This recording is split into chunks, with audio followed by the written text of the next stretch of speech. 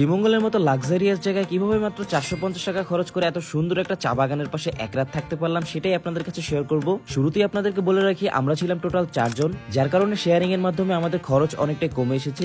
Basically আমরা Friday এবং স্যাটারডেতে আসি শ্রীমঙ্গলে, এবং এই সময়ে কোনো রিসোর্ট পাওয়া যাচ্ছিল না। মোটামুটি সব রিসোর্টই বুকড ছিল। অ্যাকচুয়ালি আমরা এমন একটা জায়গায় খুঁজেছিলাম যেখান থেকে চা বাগান দেখা যাবে। সো অনেক খোঁজাখুঁজির পরে আমরা একটা রিসোর্ট পাই যেটাতে খরচও কম এবং সেখানে আপনি গ্রাম্য পরিবেশে থাকতে পারবেন এবং পাশাপাশি আশেপাশে চা বাগান আছে। সো মূলত আমরা চলে গিয়েছিলাম রাধানগরের এই অংশটাতে, যেখানে অনেকগুলো রিসোর্ট আছে। তো তেমনই আমরা একটা রিসোর্টে চলে গিয়েছিলাম যেটার নাম হচ্ছে শ্যামল ছায়া ইকো কটেজ। সো এই রিসোর্টে অনেক টাইপের কটেজ আছে, যেখানে 1500 থেকে 3000 টাকায় খুবই ভালোভাবে থাকা যায়। আশেপাশটা খুবই নিরিবিলি, যার কারণে আপনি খুবই ভালো একটা টাইম এখানে কাটাতে পারবেন। আর এই রিসোর্টের সব থেকে সুন্দর কটেজ হচ্ছে এইটা। আর এই কটেজের প্রথম এবং দ্বিতীয় তলার রুমগুলো খুবই সুন্দর, যেখান থেকে খুবই সুন্দর সুন্দর ভিউ পাওয়া যায়। বিশেষ করে দ্বিতীয় তলার যে রুমটা আছে সেখান থেকে আপনি অন্যরকম একটা ভিউ পাবেন। আর প্রত্যেকটা কটেজের সাথে কিন্তু অ্যাটাচ ওয়াশরুম আছে। কিন্তু দুঃখজনক বিষয় হচ্ছে আমরা এই কটেজটি বুকিং দিতে পারিনি, যার কারণ হচ্ছে আমরা এসেছিলাম শুক্র এবং শনিবার, আর শ্রীমঙ্গলে শুক্র এবং শনিবারে প্রচুর পর্যটক থাকে, যার কারণে আপনি যদি বেস্ট কটেজটা বুকিং দিতে চান সেক্ষেত্রে আপনাকে কয়েকদিন আগে বুকিং দিতে হবে।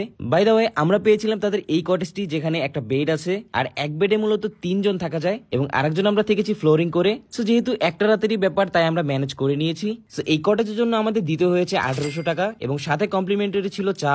আর এইখানে খাবারের ব্যবস্থা হচ্ছে আপনি চাইলে গিয়ে খেয়ে আসতে পারবেন অথবা চাইলে এখানেও খেতে পারবেন। তাহলে জনপ্রতি দিতে হবে 250 টাকা করে এবং খাবারের অনেক ভেরিয়েশন রয়েছে। আমরা যেটা করেছিলাম, আমরা মূলত তাদের 2টা খাবার অর্ডার করেছিলাম 500 টাকায় এবং আমরা সেটা শেয়ার করে খেয়েছিলাম 4 জনে, এবং এক্সট্রা রাইসের জন্য আমরা মূলত তাদেরকে 50 টাকা দিয়েছিলাম। আর এই বাজেটে আমরা পেয়েছিলাম মুরগির মাংস, ডাল এবং ভাত, এবং সাথে তারা খাবারগুলো খুবই সুন্দরভাবে অ্যারেঞ্জ করে দিয়েছিল আমাদের সুবিধার্থে। রাতে এখানে বারবিকিউর ব্যবস্থাও আছে, চাইলে জনপ্রতি 250 টাকা খরচ করে বারবিকিউ করা যাবে এবং বারবিকিউর সাথে থাকবে পরোটা। এবং এই রিসোর্টে চেকিং করার সময় হচ্ছে দুপুর 1টা এবং চেক আউট হচ্ছে পরদিন দুপুর 12টা। সো এই তো ছিল রিসোর্ট নিয়ে। এবার কথা বলি আশেপাশের পরিবেশ কেমন। সো আশেপাশে খুবই গ্রাম্য একটা পরিবেশ, যেটা আশা করি সবারই পছন্দ হবে। এবং সব থেকে স্যাটিসফাইং ব্যাপার হচ্ছে যে রিসোর্টের পাশেই এত সুন্দর একটা চা বাগান আছে এবং চা বাগানের পাশেই এত সুন্দর একটা লেক আছে। তো সবকিছু মিলে আপনি সকাল এবং বিকাল যে সময় এই চা বাগানে আসেন আপনার মন ভালো হয়ে যেতে বাধ্য, কারণ খুবই সুন্দর একটা ভিউ আপনি এখান থেকে পাবেন। তো আমরা এখানে বিকাল টাইমেও গিয়েছিলাম এবং পরদিন সকালেও আমরা গিয়েছিলাম। তো বিকাল টাইমে গিয়ে আমরা এমন একটা ভিউ পেয়েছি এবং পরদিন সকালে গিয়েও আমরা এখানে কুয়াশা পেয়েছি। তো এক কথায় বলতে গেলে আমার কাছে খুবই ভালো লেগেছে এই চা বাগানটি। আর এই রিসোর্টের আশেপাশে দোকান আছে, আপনি চাইলে এখান থেকে টুকিটাকি কিছু কিনে নিয়ে খেতে পারবেন।